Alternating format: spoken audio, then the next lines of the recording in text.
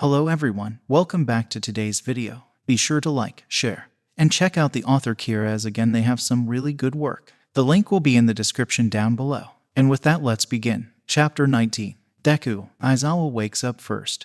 There's a slight aching in his back, probably from his current position on the floor. They must have fallen asleep at some point during everything that happened last night. Given that, the boy in question is currently sprawled over him, hands clutching his side tightly. A strange clicking sound startles him. He looks up only to be blinded by a flash of light. He tenses in anticipation only to relax once he sees the source of the disturbance. Who else but his annoying best friend? He curses himself internally for giving Mike spare keys to his apartment.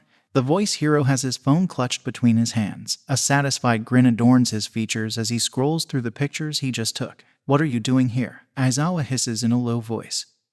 He doesn't want to wake up the problem child after all. Came to check on the little listener. "You two just looked so cute. I couldn't help it," he justifies, as he tries to take one last picture. However, the death glare Aizawa is currently shooting him makes him think twice about it. "I brought some of his cloth from his house. He's going to be staying here, right? Nedzu also asked me to see if the kid was up to going back to school." Aizawa hummed in response, slowly untangling himself from the boy as he rises to his feet. Izuku shifts a little, but ultimately settles back. The boy must have been exhausted if he's comfortable in this position. The two heroes make their way towards the kitchen. Yamada promptly climbs on the counter as if it's completely natural. He swings his legs, content with his seat, and watches as his best friend sigh loudly in exasperation before going to make himself a cup of coffee. "This is going to be a long morning," Aizawa mumbles to himself. "So, how is he doing? I still can't get my mind wrapped around everything we learned." Mike asks quietly, his voice uncharacteristically quiet. "He's as fine as he can be, given the circumstances, I guess. He's having nightmares." His nervous behavior makes much more sense now. He begins quietly, "Hazashi." The kid's first reaction is to flinch at everything as if he's expecting to be hit for every little mistake. "He freaked out yesterday. Thought I was going to punish him for breaking a plate by accident. I guess it's expected, Shouta. He's been living like this his whole life. What kind of a mother does this to her own child? It's just so it's wrong." Yamada's hands are clutched, his frustration and anger bubbling to the surface. Aizawa knows that the voice hero is sensitive to these kinds of situations, although he can't really blame him. He'd like to find Izuku Midoriya and make her pay for all the suffering she put Izuku through. Izuku wakes up to a sweet smell coming from the kitchen. He straightens up and looks around. Last night events playing back in his mind as he facepalms internally. However, although he slept on the floor, he feels strangely rested. He gets up and follows the strange aroma. He walks into the kitchen and freezes. Aizawa has his back turned towards the counter and is apparently making pancakes. A man is setting the table next to him. The blonde hair and glasses gave his identity away. "Present, Mike." His English teacher suddenly notices his presence and beams up at him. Izuku responds with a shy wave. "Hello, little listener." The blonde's voice starts out really loud, but his shouting is reduced to normal talking. The reason makes itself known. Aizawa glares at the voice hero. His eyes are red and his hair is floating, a telltale sign of his quirk in action. Izuku really likes Present Mike, but he can't help but feel grateful for his homeroom's teacher's action. It's too early for this kind of shouting. "Good morning," the boy mumbles as he makes his way towards his two teachers. "Hey kid, Mike here decided to drop you some of your clothes." Aizawa states quietly as he takes a sip from a cup of coffee. He puts the cup down and stares straight at Izuku. "How are you feeling?" "Oh, okay. Thank you, Mike-sensei." Mike's smile increases tenfold. But before he gets to say anything, Izuku continues. "I'm as fine as I can be, I guess." The boy answers truthfully. "I've had worse." That last part is muttered, but the two adults hear it nonetheless. A deep frown replaces Mike's previous cheerful expression. The voice hero opens his mouth to say something, but a glare from Aizawa shuts him up. Getting angry won't help the kid. They're both angry. They both want to go out there and make that woman pay for everything she's done, but Izuku comes first. "Well, come on then. Breakfast is going to get cold." Izuku looks up at his teacher and nods as he slowly makes his way towards the table. The food looks absolutely delicious, and this time he doesn't hesitate to dig in. Their meal goes by in peaceful silence. That is until Izuku musters enough courage to ask the one thing he's been wanting to ask. "Aizawa-sensei, call me Aizawa at home, kid." Izuku is quiet for a second. "Aizawa, do the others know?" Izuku's voice comes out weaker than he meant to. He doesn't elaborate on what, but the adults understand the question nonetheless. Izuku doesn't want his friends to find out. He doesn't want them to look at him differently, like he'll break, like he was weak. They probably won't want anything to do with him after they find out. Nedzu has given the students a couple of free days. Todoroki and Shinsu know. They were the ones that warned us. However, the rest of the students probably think you are home. Izuku sighs in relief. Todoroki and Shinsu already know, yet they didn't treat him any differently. They had told Aizawa he'd probably be dead if they hadn't. Oh, okay. When will I go back to class then? A gleam of hope appears in the boy's eyes. Whenever you feel up to it. However, the doctor said to refrain from any tiring activities so you won't be participating in any practicals. Luckily though, Nedzu decided to postpone the internships, so you should be fine to go on the internships with the others. Aizawa responds calmly. Izuku feels it's safe to ask more questions. Internships. After the sports festival, heroes are able to take on a couple of students as interns for a couple of days. When you get back to school, Aizawa will explain it to you and your classmates. Normally it happens sooner, but Nedzu saw it fit to postpone it for a couple of days. Let the students rest. It's the voice hero that answers this time. They eat their food quietly after that, Aizawa and Izuku deciding that it would be okay for him to go back to class as soon as the break ends. He missed his friends. The day of the sports festival, Bakugo marches home. His whole demeanor is radiating nothing but fury. How dare that nerd walk out of their fight? Was he that much of a coward? This wasn't a win, this was nothing but a joke. How could they give him first place if he didn't even get to fight in the finals? It was all shitty Deku's fault. He grumbles more under his breath as he steps out to cross the road. However, as soon as he prepares to take a step forward, a racing ambulance nearly hits him. He curses loudly and shouts at the vehicle, "Tusk, shitty driver, fucking shitty Deku." All of the anger and built-up frustration seeps away as he crosses and his eyes land on Izuku's apartment.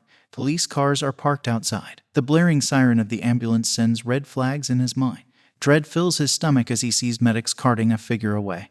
A green tuft of hair makes his blood run cold. Deku. The weekend passes with little fanfare. Aizawa and Izuku slowly get accustomed to each other's company. The boy gets more comfortable around Aizawa every day, and the apartment is starting to feel more like home than his house ever did. Izuku can't help but feel hope bubble in his chest. Maybe he could finally have a real home. The next day, the duo is walking together towards campus. Aizawa's apartment is just a few blocks away from UA.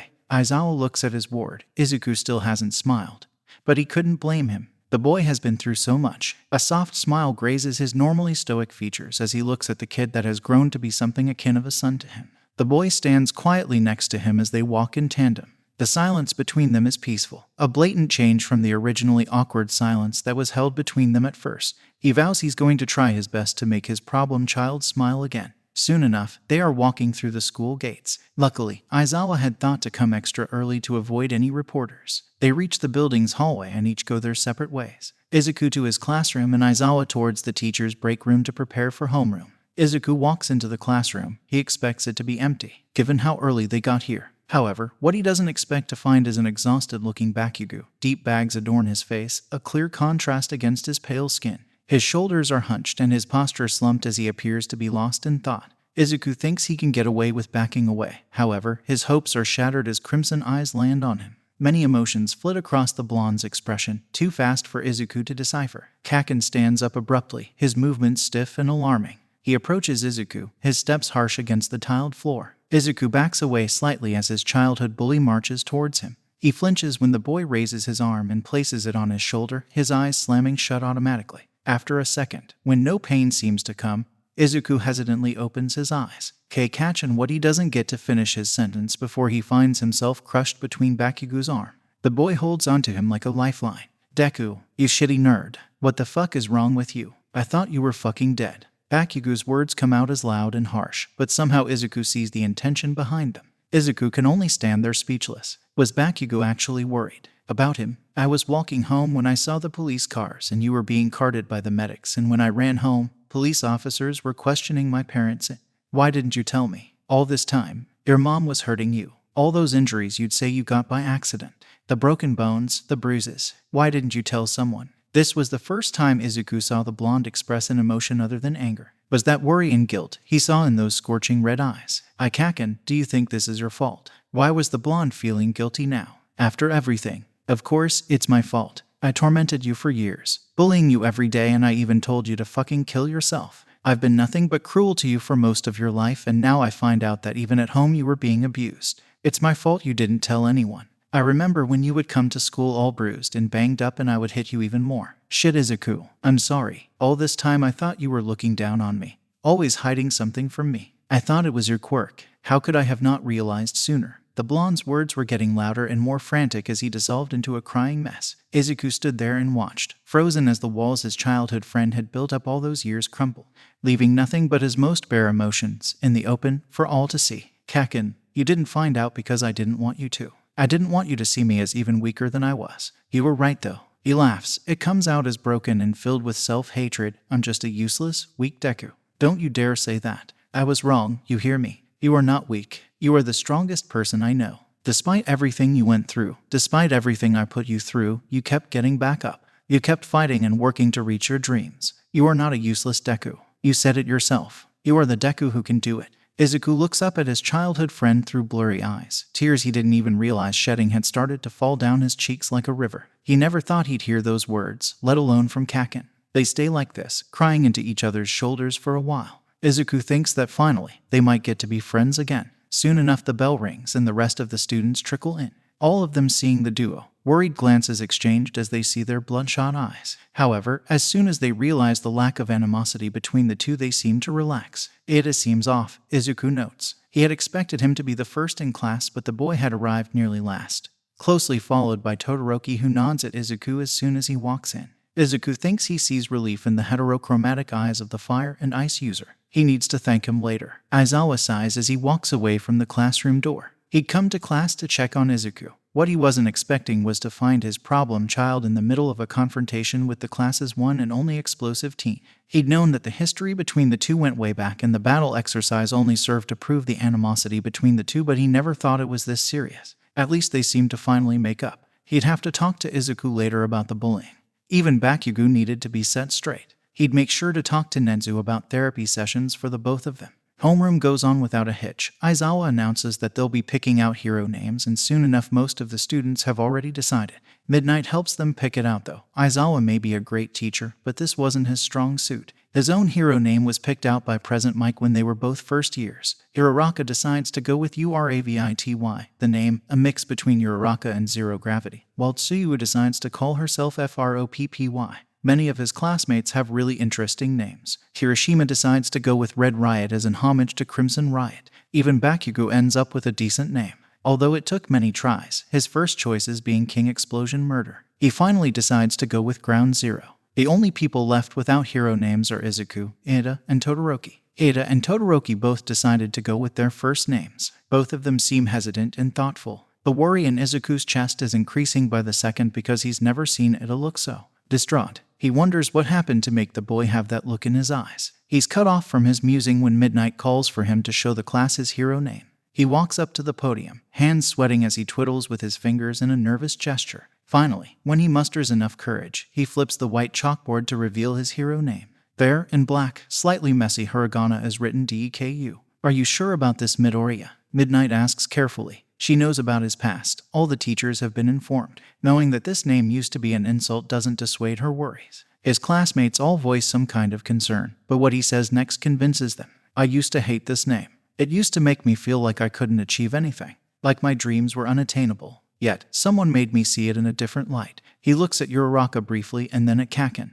They both smile, although Kaken hides it with a scuff. I'm DEKU, the hero who never gives up. Chapter 20. Who are you? The bell rang, signaling the end of homeroom. Aizawa had just informed the class about the internships. Following the events of the sports festival, most of the students had a decent amount of offers. Bakugo, Todoroki, and Midoriya had the most out of the rest given their ranking and the power they displayed in the battles. However, what caught Izuku off guard was what All Might asked him to choose. All Might have stopped him on his way out of class and told him about a particular offer that he had. Gran Torino, a retired pro hero, and All Might's own teacher. No pressure. The day passed in an ordinary matter. Izuku spent his lunch break with Uraraka and Ida. Uraraka kept glancing at Ida through it all with a somewhat concerned gaze. It felt as though she wanted to say something but didn't know what. Later, when Izuku asked her about it, she informed him that Ida too had withdrawn from the tournament. His brother, the pro hero Ingenium, has been attacked by the hero killer. Of course, Izuku had seen the news. He'd known about the villain. Stain, the hero killer, has killed many heroes in cold blood in the past months. To find out that Ida's own brother was attacked was shocking. Ingenium barely survived the assault. The hero ended up paralyzed from the waist down. Worry gnawed at Izuku's inside. His friend was in pain and he couldn't do anything about it. No wonder Ida was acting off. The only thing Izuku could do now was being there for his friend. The day of the internships arrived at last.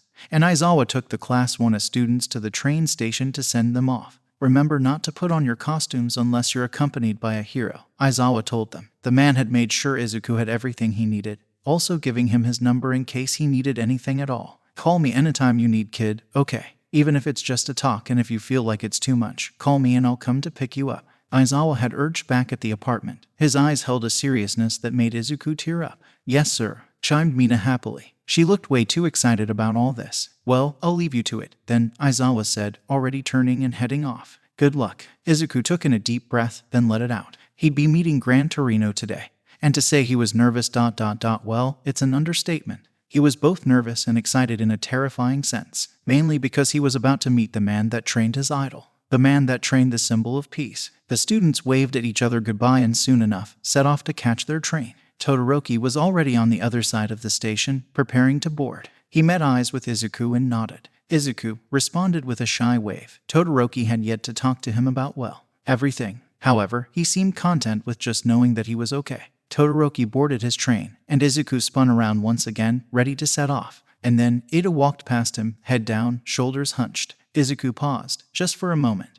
And then he grabbed his belongings and rushed forward, suitcase rolling behind him. Across from him, Ochako seemed to be thinking the same thing, and she, too, charged over. Ida, wait up, Ochako hollered. She had a duffel bag in one hand and the case of her hero costume in the other. Ada stopped and turned. Ochako and Izuku both stopped just before him, both thinking the same thing. Are you really okay? Ochako asked worriedly. You've been avoiding us since Ida's brother was hospitalized. That's what she meant but didn't have the heart to say. You know, we're here for you, Ida, if you need to talk. That's what friends are for, right? Izuku chimed in a low voice. Ida looked down for a moment. He seemed to be taking a deep breath before he raised his head. His eyes met theirs head on, offering them a little smile. It seemed sad more than anything. Yes, Ida said. Thank you, Midoriya. If I need someone to talk to, I'll let you know. And Ida turned and started off again. Izuku and Ochako watched him go until he was swallowed up by the crowd. Well, Ochako looked away. I'm glad he's ... he's okay, at least. If he needs someone to talk to, he'll come to us. Izuku nodded, but he had this horrible feeling in the pit of his stomach. He'd seen that look before. He didn't want to think of what it meant.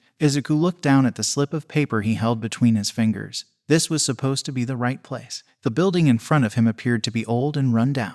The structure didn't seem that stable, making Izuku doubt that anyone actually lived here. Honestly, Izuku had no idea if this was the right place. Steeling himself, he took the case holding his hero costume in one hand and headed up to the front door. He hesitated for just a moment before knocking. The instant his knuckles made contact with the wooden door, it creaked open, letting some light into the room before him. Izuku swallowed thickly. This whole situation reminded him of a cliché horror movie where the protagonist would die a slow, agonizing death as soon as he stepped into the mysterious house. He stood there for a long moment, thinking it over. Maybe he should just go in and announce his presence. Gran Torino surely must know that he's coming, right? Summoning what courage he could, he pushed the door open and peered inside. The interior of the house looked just as bad as the exterior, if not worse. The main room was completely dark. The only light at all was that of the sunlight streaming through the open door. Izuku didn't know how someone, let alone a pro hero, could live here. His thought was halted as soon as he looked down to the floor. There, lying face down in a pool of a strange red liquid in front of him, was an unmoving figure. This must be Gran Torino, he thought grimly. Now, Izuku has seen enough blood in his lifetime to know that this wasn't the case.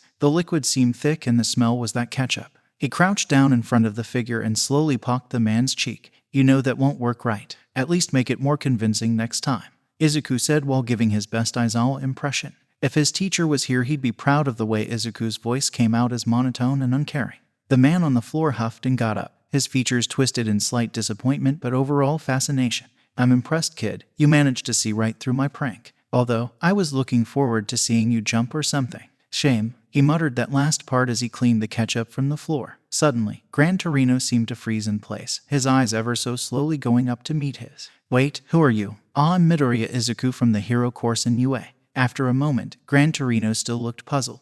Well, that's wonderful, Gran Torino said, but who are you? Izuku Midoriya, sir. Izuku replayed calmly. Maybe the man just didn't hear him. Izuku, getting slightly irritated, tried to repeat his words but Gran beat him to it. Tashinori, Gran Torino guessed. Then smiled like he was a genius. Izuku gave him the most deadpan glare he could muster, making sure to not break eye contact as he thought of all the possible agencies he could have gone to. That would preferably not be with senile old men.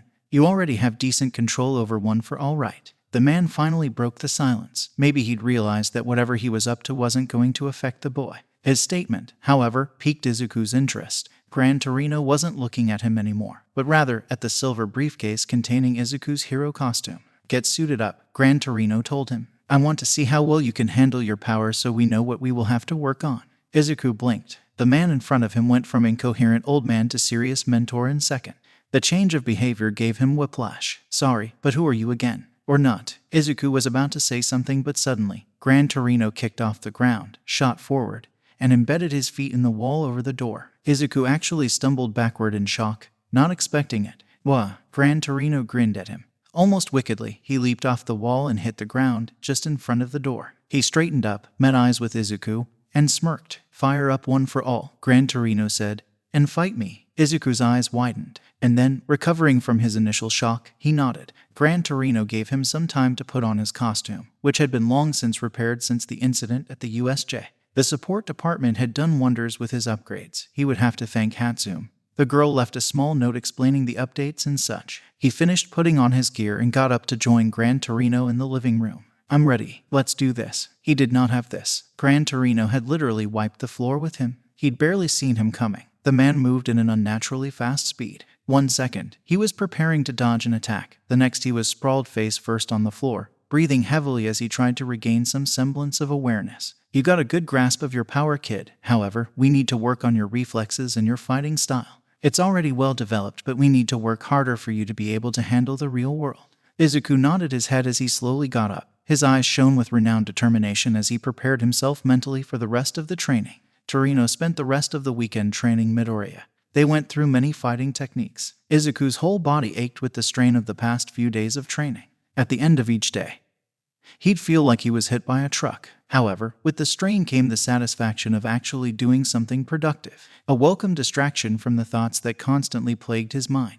His mother hadn't left his mind, his anxiousness acting up each time his mind reminded him that she was still out there and that she could still hurt him. He just needed everything to be over. Torino must have caught onto his strange behavior because on the third night he decided to confront him about it.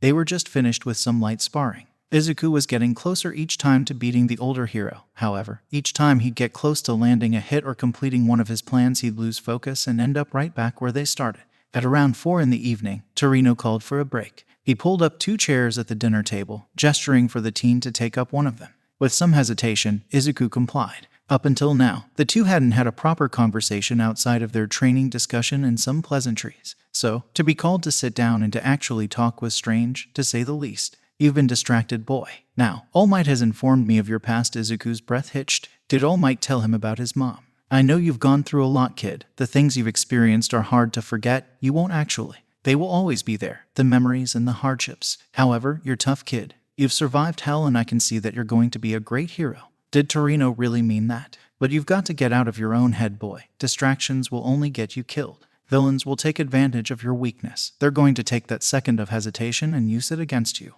Now, this Izuku knew. He needed to stop associating everything around him with his mother. He needed to get better, be stronger. He needed to work harder to become the hero he wants to be. The hero that saves people. The hero who never gives up. Torino looked at Midoriya, witnessing how his expression changed from scared to a pure look of determination in just a few seconds. You chose one hell of a successor, Tashinori. I'll give you that. The day passed. They resumed their training and Izuku was finally able to focus. That is until Torino said that they'd be going out for patrol tonight. Their route would take them near Hasu City, where Ada would be interning. The blue-haired teen had decided to take up his internship with the normal hero, Manuel. Despite having many offers to choose from, Ada decided to go with the hero that worked in Hasu, the city in which his brother was attacked by the hero killer. This didn't sit well in Izuku's mind. Maybe he'd get Gran to agree to check on his friend. You kids and your smartphones these days. I swear, Gran Torino sighed, crossing his arms. They'd boarded the bullet train a little over an hour ago and were speeding on.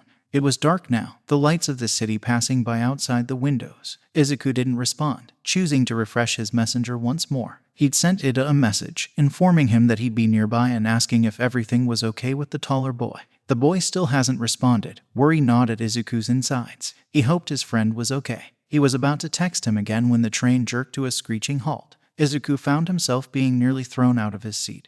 only managing to stay in place thanks to the metal bar next to his seat. A voice boomed over the intercom. "We are experiencing an emergency stop. Please remain in your seats. We apologize for the inconvenience." The voice had barely finished before a creature smashed through the wall of the bullet train. Izuku put up his arms to shield himself. Dust, smoke, and debris went everywhere. Someone screamed, loud and long. A large creature with long talons and an exposed brain. Izuku was on his feet in an instant. His heart sprung into his throat. His eyes widened in realization. This was a Namu, were the League attacking Hasu. Many unpleasant memories surged forwards, his hand instinctively reaching up to rub his throat. No, he had to stay focused. He couldn't let the memories take over. "Stay here, kid," Gran Torino demanded as he launched himself at the creature. In seconds, they had both disappeared out the blown-out wall of the train. Izuku snapped out of his thoughts and charged over, standing and looking out of the gaping wall. He saw Gran Torino ram the Namu into a building. And then they disappeared with an explosion and a cloud of smoke. Izuku gritted his teeth. He didn't want to disobey his mentor, but he couldn't just sit there and do nothing. Without thinking, and without heeding Gran Torino's words, Izuku leapt from the gaping hole in the side of the train into the city. Many people called out to him, screaming at him to stay there, but he didn't listen. He landed on the rooftop of a nearby building, channeling one for all throughout his entire body. He ran. If he could help people, he would. The city was in flames. He could see smoke from a short distance. Hear the shouts and the screaming. He got down from the roof and saw the groups of running civilians, all of them running away from something. Aizawa and Torino would later show him out for it, but Izuku could never turn away from danger. Not when it meant turning away from people he could save. He ran in the opposite direction of the civilians, towards the heart of the fight. Two figures rushed past him, and it took him a second to realize that this was another Namu. Did the League make more than one? The monster was currently fighting one of Hasu's heroes. The hero was handling the situation, so Izuku decided it would be smarter to look for something he'd be suited for. He heard someone shouting, and his mind caught onto a familiar name. "Tenya, Tenya, where are you?" Izuku whirled around. One of the pros was yelling for Ida. Izuku recognized him instantly. This was the hero Ida was interning with. Ida was nowhere to be found, and Izuku found this especially strange. Ida would never run away when people needed him. Why wasn't he here, helping his mentor? Then Izuku froze. His train of thought screeched to a halt. His blood ran cold. His heart pounded viciously against his chest. Did Ida choose Hasu to find the hero killer? Did Ida think he could take the vigilante on?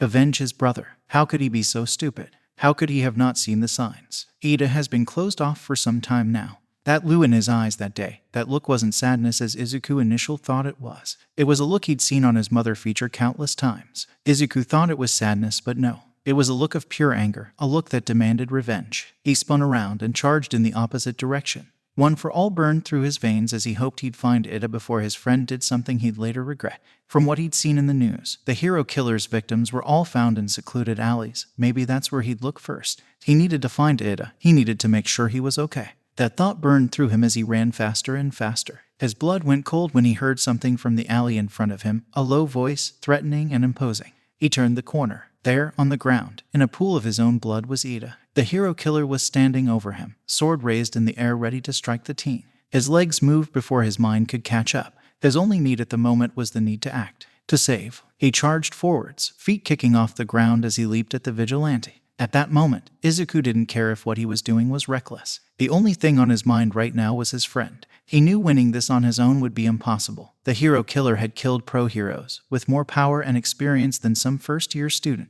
He didn't care though. His friend came first. Pulling his fist back, he powered one for all and hit the hero killer in the face. The hit sent the man a couple of feet back. Having been caught off guard, he didn't have time to react. However, now that he knew of Izuku's presence, he won't get lucky another time. Izuku calmed his nerves and tried to look as threatening as he could, straightening up his posture, positioning himself directly between his friend and the vigilante. He looked at the man head-on, his eyes never leaving the others as he addressed his friend. Ida was breathing heavily, the sound music to Izuku's ears, proof that his friend was alive, that his friend was okay as he could be at least. "Don't worry, Ida, I'm going to save you. And with that, I'll see you all in the next part. For those who are interested, we have a Discord down below. Be sure to aim for the stars and drink plenty of water. And take care until next we see each other again."